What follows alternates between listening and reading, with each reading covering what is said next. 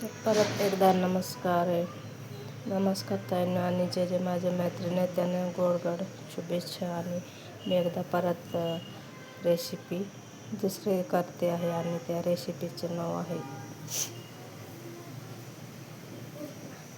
आणि बघू शकता इथे मी पहिलेच 2 गिलके मस्त कट करून आणि वरचे जे जाडसर साल आहे ते मी काढून घेतलेले आहे आणि मस्त पाण्यात त्याला तर इतकाही थोडे पिवळे पडलेले आहेत. आणि बघू शकता खूप सारे जाडसर साल मी इथं काढून घेतलेले आहे आणि मी गिलक्याची सुक्की भाजी अशी तयार करणार आहे. एकदम साधी आणि सिंपल. तर तुम्ही व्हिडिओ शेवटपर्यंत बघायला विसरू नका.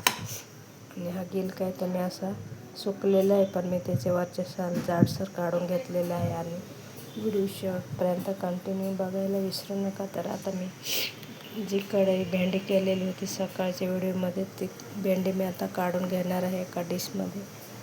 तर बघू शकता या कढईतली भाजी मी आता काढून घेणार आहे एका डिशमध्ये. त्याच कढईत जिरे मोहरी टाकून मी पुन्हा फोडणी घालून गिलक्याची भाजी तयार करून घेणार आहे. तर व्हिडिओ कंटिन्यू बघा आणि नवीन असेल तर चॅनलला लाईक सबस्क्राईब करायला विसरू नका.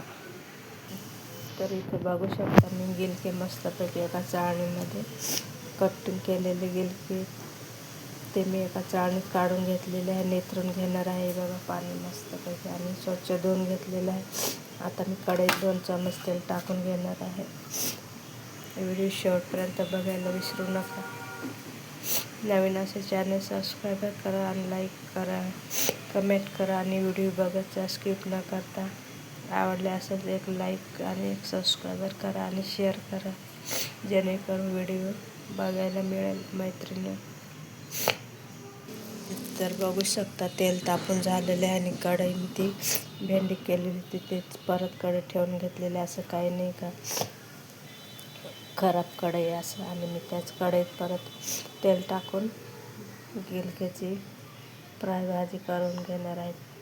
पाणी थेंबही न टाकता मस्त अशी सुकी भाजी तयार करून घेणार आहे. तर मी आता परत एकदा जिरे मोहरी टाकून घेणार आहे. मस्त जिरे तडतडून झालेले आणि मसाले टाकून घ्यायचे आहेत. टाकून झालं गिलके टाकून घ्यायचे.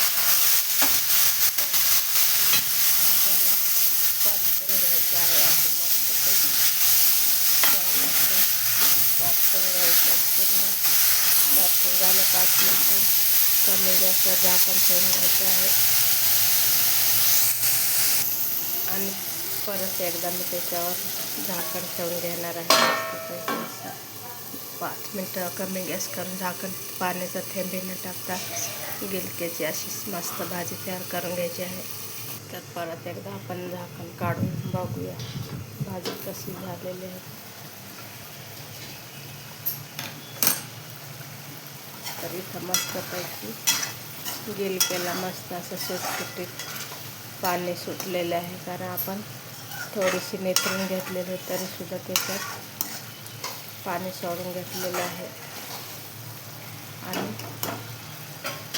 मस्तपैकी अशी झणझणीत गिलक्याची भाजी तयार झालेली आहे. इथं बघू शकता पाणी टाकलं नव्हतं कारण घामाचं पाणी जे आपण झाकण ठेवतो तेच पाणी उतरतं आणि त्याच्यामुळे पाणी सुटले गेलेले आहे. म्हणून व्हिडिओ शेवटपर्यंत बघायला विसरू नका आणि कंटिन्यू बघा. लाईक करा, शेअर करा आणि ताईंनी कमेंट करायला विसरू नका. तर ओके बाय.